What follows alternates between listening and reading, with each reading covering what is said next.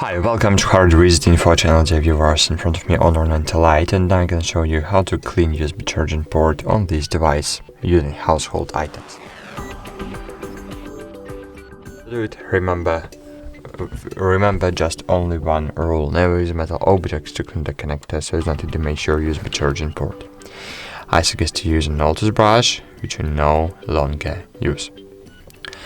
So, firstly, you need to take the cover off, if you have the cover, of course, and then insert one part of the toothbrush into the charging port, and then just pry the dirt out. So, toothbrush is the best tool to clean the connector because it's flexible and it's a really great tool.